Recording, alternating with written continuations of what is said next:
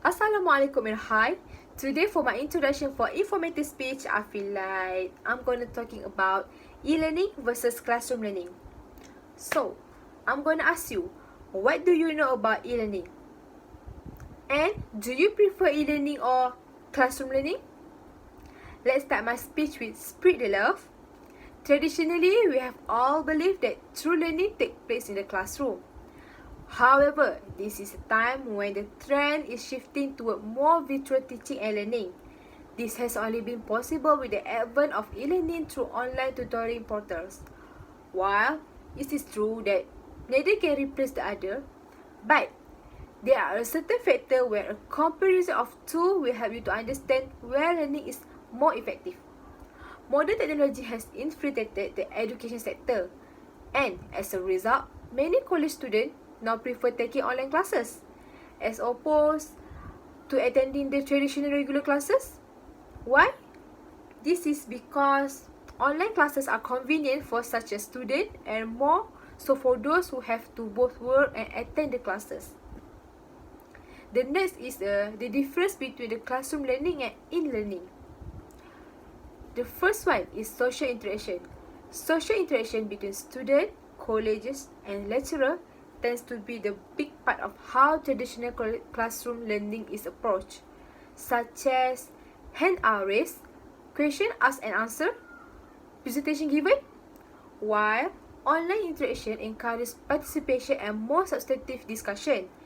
This social interaction occurs through discussion board, chat, forums, and email. The thing is, for this to work, the lecturer must act as a monitor and participant. They must also give a clear instruction as to what must be done and discussed. That's how the student will understand what we're gonna learn that day. The second one is instructional material. Typically, when take a learning course, most of the material is presented verbally by the lecturer and sometimes complemented with a visual aid such as PowerPoint presentation. But in e-learning, the written and visual note take the place of the traditional lecturer standing in front of the class, which means the material must be written entirely differently. First of all, when write for e-learning, you need to be aware the user will scan or skim the page. Things to focus on to write effectively in e-learning are tone. Next is what is to be conveyed should be clear. And then the sentence should be short as well as to the point. This means avoiding going off on tangent or unrelated content. The third one is audio, visual, and beyond. While much of how lecturers teach in a traditional classroom can be directly transferred to a virtual environment, there are a variety of other tools that can be used to adapt. With e-learning, you must have much greater range of media to use, such as simulation, interaction, scenarios, and visual storytelling.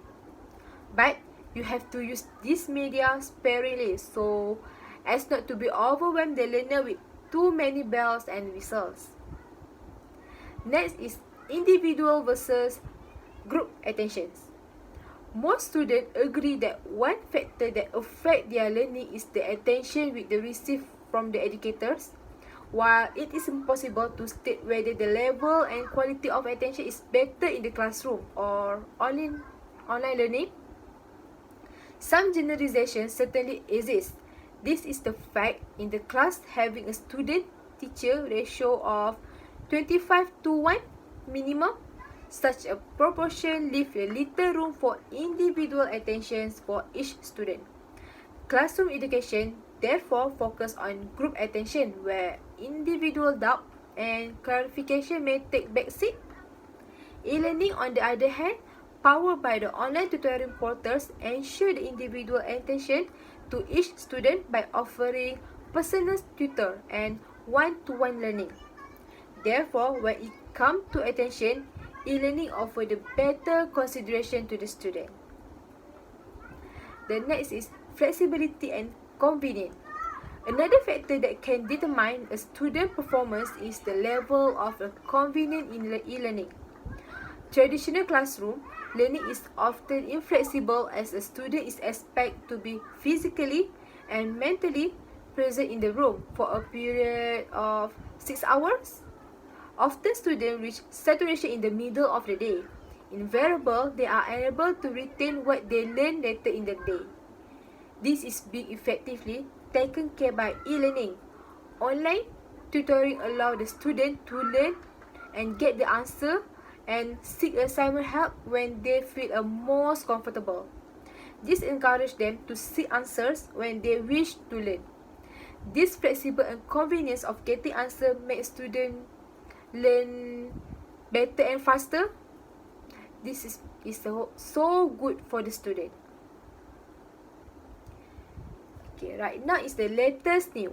The latest news where now the whole country is hit by the COVID-19 pandemic. I'm sure that you all know about this, where this COVID pandemic has changed education.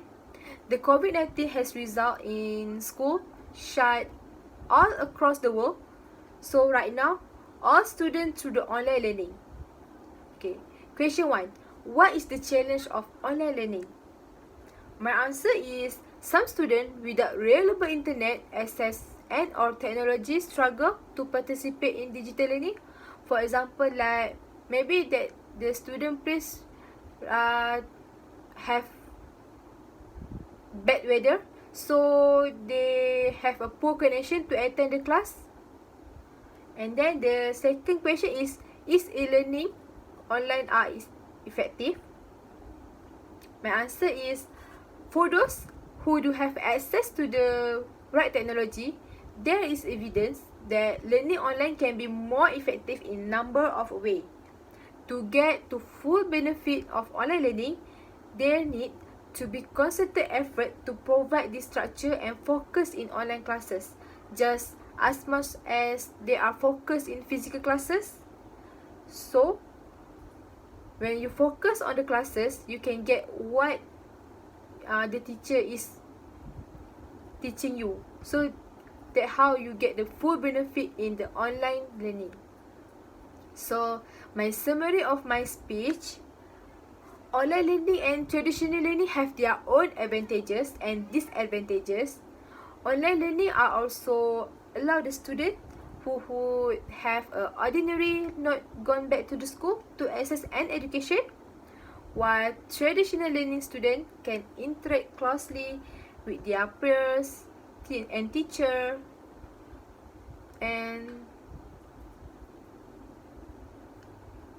this is how online learning and traditional learning advantages and disadvantages. So that's all from me. Thank you.